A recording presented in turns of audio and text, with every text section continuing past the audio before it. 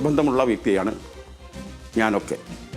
അപ്പം അതുകൊണ്ട് അപ്പുറത്തെ ഒരു പാർട്ടിയിൽ പെട്ടുപോയി എന്ന നിലക്ക് ചില നിലപാട് സ്വീകരിക്കുന്നവരെ മോശക്കാരാക്കുകയും പരിഹസിക്കുക, നിന്ദിക്കുക ഞങ്ങളതൊന്നും ചെയ്യാറില്ല.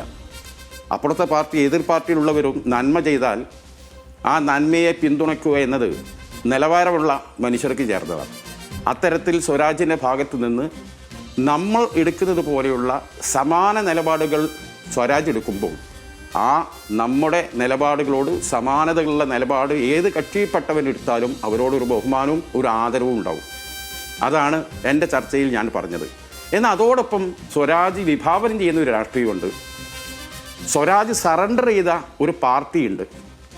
ആ പാർട്ടിയുടെ ജനവിരുദ്ധ നയങ്ങൾ പലതും വന്നു. ന്യൂനപക്ഷങ്ങൾക്ക് നേരെ വന്നു, പലർക്കും നേരെ വന്നു, പട്ടിണിക്കാർക്ക് നേരെ വന്നു, ആശാവർക്കന്മാർക്ക് നേരെ വന്നു. അവിടെ ഒന്നും ശബ്ദമുയർത്താനോ പലസ്തീനെ പോലെ മലബാർ സമരത്തെ പോലെ അവിടെയൊക്കെ ധൈര്യത്തോടു കൂടി നിലപാട് പറയാനോ സ്വരാജ് തയ്യാറായില്ല. ആ ഭാഗം നമ്മൾ പറയുന്നത് CPM-മാർ മുറിച്ചു മാറ്റുകയാണ്. അത് അവരുടെ ദാരിദ്ര്യമാണ്, അവരുടെ നിലവാരമില്ലായ്മയാണ്. ഇപ്പം നിങ്ങളുമായി ലക്ഷ്മിയുമായുള്ള ഒരു ചർച്ചയിൽ ഞാൻ പറയുന്ന ഒരു കാര്യം, ഞാൻ സ്വരാജിനെ കുറിച്ച് അദ്ദേഹം ഇന്ന വിഷയത്തിലെടുത്ത നിലപാട് എൻ്റെ ഈ നിലപാടാണ്.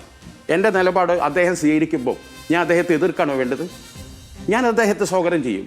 ആ സ്വാഗതം ചെയ്ത് കഴിഞ്ഞാൽ അദ്ദേഹത്തിൻ്റെ കുറവുകൾ ഞാൻ പറയാം, അവിടെ കട്ട് ചെയ്താളാണ്. അതാണ് നടക്കുന്ന വൈറൽ സാധനം.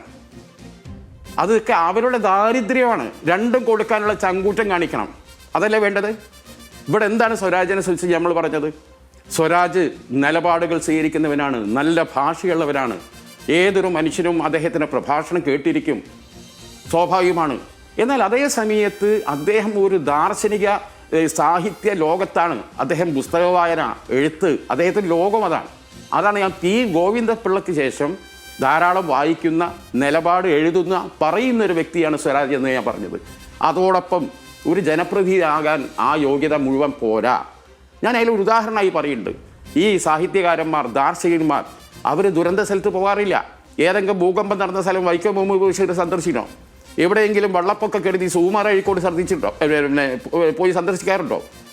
അപ്പം എന്തുകൊണ്ട് നിലമ്പൂരിലെ പല കെടുതികളുണ്ടായിട്ടും തൻ്റെ നാടായിട്ട് പോലും തൻ്റെ ഒരു സജീവ സാന്നിധ്യം സ്വരാജിന് നിലമ്പൂർ ഇല്ലാത്തതിന് കാരണം എന്താ? കാരണം അതാണ്. ദാർശനികന്മാർ, ചിന്തകന്മാർ ദുരന്ത ഭൂമിയിലൊന്നും പോകാറില്ല.